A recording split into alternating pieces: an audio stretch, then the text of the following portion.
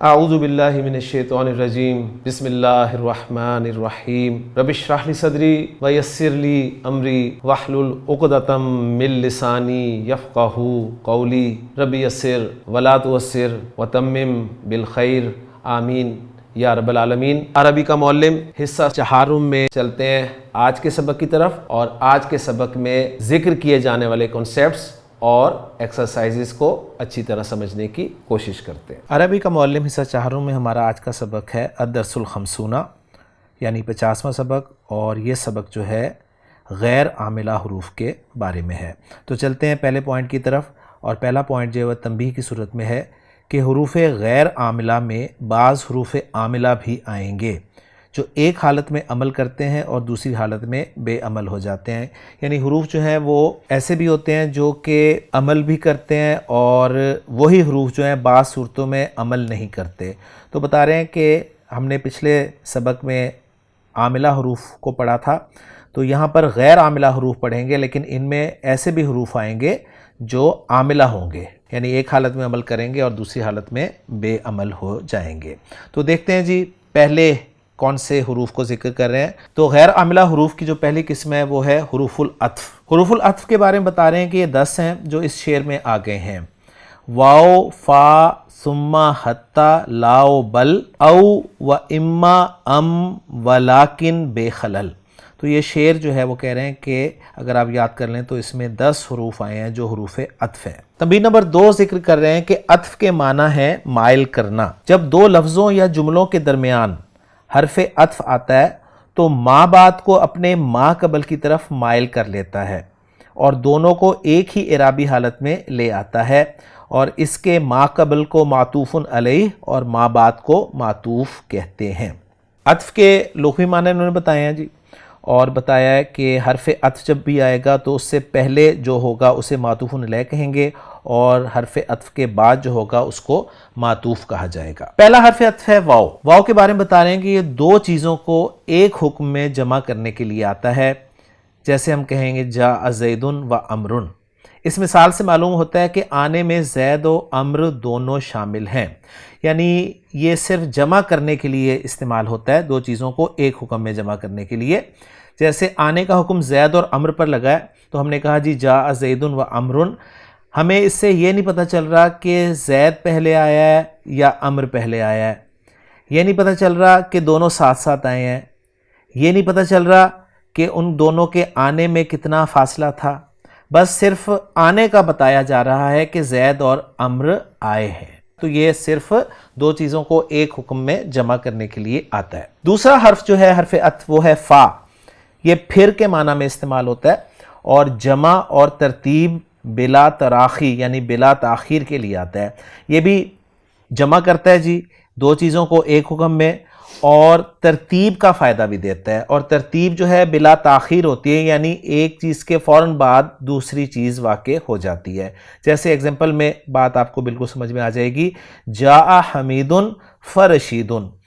حمید آیا ساتھ ہی رشید آیا، یعنی اس میں بھی آنے کا پتہ چل رہا ہے حمید اور رشید کے، لیکن پتہ یہ چل رہا ہے کہ پہلے حمید آیا اور پھر اس کے ساتھ ہی رشید آ گیا۔ کلیئر ہو گیا؟ یعنی تھوڑی ہی دیر بعد رشید آ گیا ہے حمید کے۔ تو اس میں ہمیں جمع کا بھی پتہ چل رہا ہے اور ترتیب کا بھی پتہ چل رہا ہے، اور ترتیب جو ہے یہ بلا تاخیر ہے، ٹھیک ہے، دیر کے ساتھ نہیں ہے۔ نیچے لکھ رہے ہیں کہ فا جو ہے یہ اس لیے کہ، کیونکہ، یعنی بیکاز کے معنی میں بھی استعمال ہوتی ہے، یعنی سبب بتلانے کے لیے بھی فا استعمال ہوتا ہے، اور اس کو فا السببیہ کہتے ہیں، اور وہ اکثر انا کے ساتھ آتا ہے۔ جیسے اقرا القرآن، اقرا القرآن، قرآن پڑھا کر، فَإِنَّهُ، اس لیے کہ وہ يَنْفَعُكَ، تجھے فائدہ بخشے گا۔ تو انا کے ساتھ جو فا لگا ہوتا ہے یہ فا سببیہ ہوتا ہے، اور کیونکہ، اس لیے کہ، وجہ بتانے کے لیے استعمال ہوتا ہے۔ نبی کریم صلی اللہ علیہ وسلم کا فرمان بھی آپ کو یاد ہوگا کہ آپ نے فرمایا کہ لا تأکلوا بالشمال، بائیں ہاتھ سے مت کھایا کرو، فإن الشیطان یأکل بالشمال، اس لیے کہ شیطان بائیں ہاتھ سے کھاتا ہے۔ تو اس طرح بہت ساری ایگزامپلز آپ کو مل سکتی ہیں جس میں فإن جو ہے یہ وجہ بتانے کے لیے استعمال ہوگا، یعنی انا کے ساتھ استعمال ہوگا، فا وجہ بتانے کے لیے فا استعمال ہوگا، ٹھیک ہے۔ لیکن انا کے کمبینیشن کے ساتھ استعمال ہوگا، اور یہ فا جو ہے گرامیٹیکلی فا سببیہ کہلائے گا۔ تیسرا حرف عطف جو ہے وہ ہے ثم، پھر کے معنی میں استعمال ہوتا ہے، یہ بھی جمع کے لیے آتا ہے، ترتیب کے لیے آتا ہے، اور ترتیب مع تراخی یعنی بتاخیر کے لیے آتا ہے۔ یعنی فا اور ثم میں فرق یہ ہے کہ فا میں ترتیب تھی بلا تاخیر تھی، یہاں پر ترتیب ہوگی لیکن تاخیر کے ساتھ ہوگی، ٹھیک ہے؟ یعنی دو چیزوں کو ایک ہی حکم میں جمع بھی کیا جائے گا، ترتیب بھی بتائی جائے گی اور ساتھ ہی تاخیر بھی بتائی جائے گی کہ کچھ دیر کے بعد وہ کام ہوا ہے۔ جیسے ذہب قاسم ثم ہاشم، قاسم گیا پھر ہاشم گیا، یہ اس وقت کہیں گے جب کہ قاسم اور ہاشم کے جانے میں ذرا سا وقفہ بھی ہو۔ بات سمجھ میں آ گئی؟ تو واو، فا اور ثم یہ تینوں حروف جو ہیں یہ جمع کے لیے آتے ہیں، یعنی دو چیزوں کو ایک حکم میں جمع کرنے کے لیے استعمال ہوتے ہیں۔ فرق یہ ہے کہ واو جو ہے صرف جمع کرنے کے لیے آتا ہے، نہ وہ ترتیب بتاتا ہے، صحیح ہے، اور نہ کوئی تاخیر وغیرہ کا پتہ چلتا ہے۔ فا جو ہے یہ ترتیب بھی بتاتا ہے اور بتاتا ہے کہ بلا تاخیر جو ہے وہ جمع ہوا ہے، اور ثم جو ہے ترتیب کے ساتھ ساتھ تاخیر بتانے کے لیے آتا ہے۔ امید کرتا ہوں کہ بات سمجھ میں آ گئی ہوگی۔ چوتھا حرف جو ہے حرف عطف وہ ہے او۔ او جو ہے یہ یا کے معنی میں استعمال ہوتا ہے، جسے ہم انگریزی میں اور او آر سے شو کرتے ہیں۔ دو میں سے ایک چیز بتانے کے لیے استعمال ہوتا ہے، جیسے خذ ھذا او ذاکا، خذ ھذا یہ لے لو، او ذاکا یا وہ لے لو، ٹیک دس اور دیٹ، ٹھیک ہے نا؟ تو اور او آر جو انگریزی کا اور ہے ان معنی میں یہ استعمال ہوتا ہے۔ پانچواں حرف جو ہے وہ ہے ام، یہ بھی یا کے لیے استعمال ہوتا ہے، او کے معنی میں آتا ہے مگر استفہام کے ساتھ استعمال ہوتا ہے۔ اس کا استعمال جو ہے وہ استفہام کے ساتھ ہوگا، جیسے اھذا اخوکا ام ذاکا، کیا یہ تیرا بھائی ہے یا وہ؟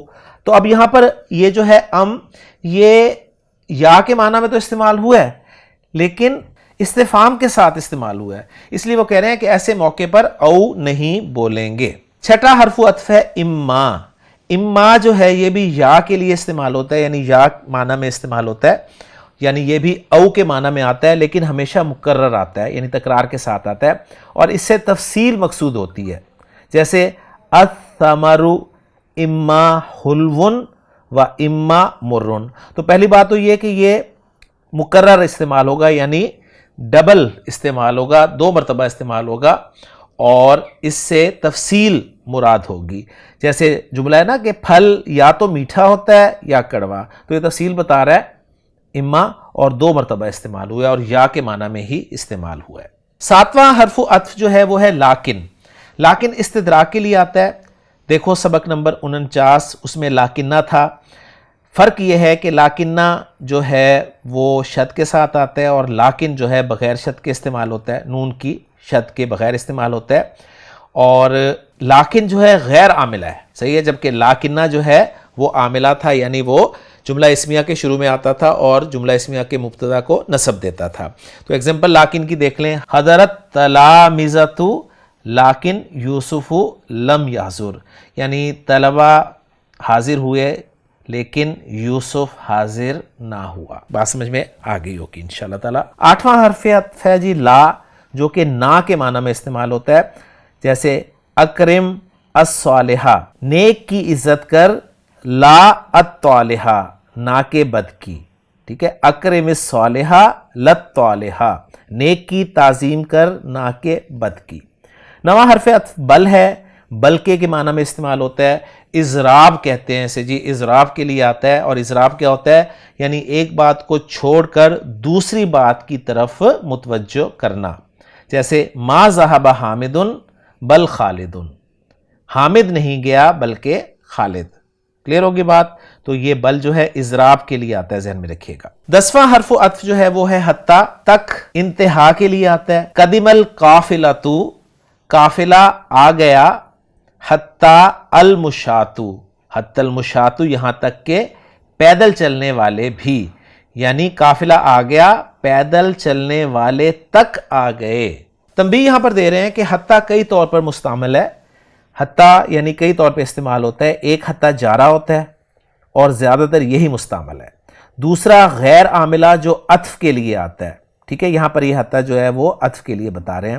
تیسرا وہ جو مضارع پر داخل ہو تو اسے نصب پڑھا جاتا ہے. اس کا بیان درس 20 میں کچھ لکھا گیا ہے اور آئندہ بھی اعراب الفعل میں لکھا جائے گا. تو حتیٰ وہ کہہ رہے ہیں کہ کئی طور پہ استعمال ہوتا ہے. ایک جارہ ہے، زیادہ تر یہی استعمال ہوتا ہے. دوسرا غیر عاملہ جو عطف کے لیے آتا ہے، اور تیسرا جو مضارع پر داخل ہوتا ہے اور اس کی وجہ سے فعل مضارع جو ہے خفیف یا ان کے بقول منصوب ہو جاتا ہے. تو یہ تھے آپ کے 10 حروف عطف. اب دوسرے نمبر پر حروف بتا رہے ہیں حروف الاستفہام. استفہام کے معنی لکھ رہے ہیں کہ اس کے معنی ہوتے ہیں دریافت کرنا، اور حروف استفہام 2 ہوتے ہیں جی، صرف آ اور حل. آ اور حل یہ 2 حروف استفہام ہیں. آ کثیر الاستعمال ہے، یعنی اسم، فعل اور حرف سب پر داخل ہوتا ہے، اور حل جو ہے یہ حرف پر نہیں داخل ہوتا. یہ بہت اہم پوائنٹ ہے، اس کو اچھی طرح نوٹ کر لیں کہ آ اور حل 2 حروف استفہام ہیں. ایک سب سے زیادہ استعمال ہونے والا آ ہے، اسم، فعل اور حرف سب کے ساتھ استعمال ہوتا ہے، لیکن حل جو ہے یہ حرف کے ساتھ استعمال نہیں ہوتا. ازیدن رأیتا، ارأیتا زیدن، الم تر زیدن، حل زیدن حاضرن، حل رأیتا زیدن. تو 2 ایگزامپلز حل کے ساتھ دی ہیں، 3 ایگزامپلز انہوں نے آ کے ساتھ دی ہیں. اور آ کے ساتھ جو 3 ایگزامپل دی ہیں اس میں ایک اسم کو رکھ کے سامنے، ایک فعل کو رکھ کے سامنے اور ایک حرف کو رکھ کے سامنے. اور حل کے ساتھ جو 2 ایگزامپلز ہیں وہ اسم اور فعل کو رکھ کر سامنے دی ہیں، جو کہ ثابت کر رہا ہے کہ حل جو ہے وہ حرف کے ساتھ استعمال نہیں ہوتا. حروف کی تیسری قسم ہے جی حروف الایجاب. ایجاب کہتے ہیں جواب دینا. تو جواب دینے کے حروف، اور یہ 8 ہیں، جن میں نعم کو ہم اچھی طرح جانتے ہیں، بلا، ای، اجل، جلل، جیری، انا یا انہو اور لا. ان 8 میں سے ہم نے نعم اور لا کے بارے میں پڑھا ہوا ہے، اور کسی حد تک بلا کو ہم جانتے ہیں. لیکن اب ہمارے سامنے چونکہ پوری پکچر آ رہی ہے تو 8 حروف انہوں نے بتائے ہیں کہ یہ حروف الایجاب کہلاتے ہیں. اب ان کی تفصیل جو ہے وہ درج ذیل ہے. نام کے بارے میں بتا رہے ہیں کہ نام کے معنی ہے ہاں یا جی ہاں. نام سے سائل کے کلام کا اس بات ہوتا ہے، خواہ کلام مثبت ہو خواہ منفی. حل جاءک زیدن، کسی نے سوال کیا کیا زید تمہارے پاس آیا؟ تو جب جواب میں کہا گیا نعم تو اس کا مطلب ہے ہاں زید آیا. اور اگر سوال کیا گیا کہ اما جاءک زیدن، کیا زید تمہارے پاس نہیں آیا، تو جواب میں اگر نام کہا گیا تو مطلب ہوگا کہ زید نہیں آیا. تو بتا یہ رہے ہیں کہ نام سے سائل کے کلام کا اس بات ہوتا ہے. اگر وہ پازیٹیو کویسچن کر رہا ہے تو نام کا مطلب ہوگا پازیٹیو، اور اگر وہ نیگیٹو کویسچن کر رہا ہے تو نام کا مطلب ہوگا نیگیٹو. بات سمجھ میں آ گئی؟ لیں جی، دوسرا حرف ہے بلا. ہاں کیوں نہیں کے معنی میں استعمال ہوتا ہے، اور یہ ہمیشہ نفی کو اس بات بنانے کے لیے بولا جاتا ہے. یعنی نفی میں سوال کیا جائے گا اور اس کا جواب پازیٹیو میں دینے کے لیے استعمال ہوگا. جیسے قرآن مجید میں اللہ تعالیٰ نے فرمایا کہ الست بربکم، کیا میں تمہارا رب نہیں ہوں؟ اب اس کا جواب بلا کے ساتھ دیا جائے گا، ہاں کیوں نہیں. تیسرا حرف جو ہے وہ ہے ای، ہاں. یہ لفظ ہمیشہ قسم کے ساتھ بولا جاتا ہے. ای و ربی، قرآن مجید میں یہی کنسٹرکشن استعمال ہوئی ہے، ہاں قسم ہے میرے رب کی. ای واللہ بہت مستعمل ہے بتا رہے ہیں، اور اس کو مختصر کر کے کہہ رہے ہیں کہ ایوا آج کل کی بول چال میں بہت آتا ہے. تو ایوا جو ہے یہ اکثر آپ نے سنا ہوگا، عام بول چال میں بولا جاتا ہے. چوتھا، پانچواں، چھٹا اور ساتواں جو حرف ہے حروف الایجاب میں سے، یعنی اجل، جلل، جیری، انا یا انہ، یہ چاروں لفظ نام کے معنی میں آتے ہیں جی. یہ پوائنٹ نوٹ کر لیں. اور اس کے لیے انہوں نے شعروں کی ایگزامپلز جو ہیں وہ دی ہیں، یعنی اشعار کی ایگزامپلز.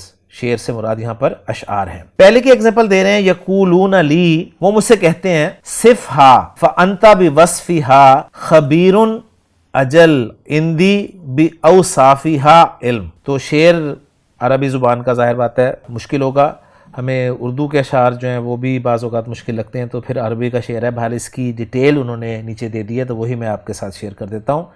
یہاں پر بتا رہے ہیں کہ صف یہاں پر جو استعمال ہوا نا، یقولون لی صف، صف فعل امر ہے، وصف یا صفو سے، اور اس کے معنی ہوتے ہیں اوصاف بیان کرنا، یعنی صفت بیان کرنا، اور وصف یعنی حالت. اوصاف وصف کی جمع ہے.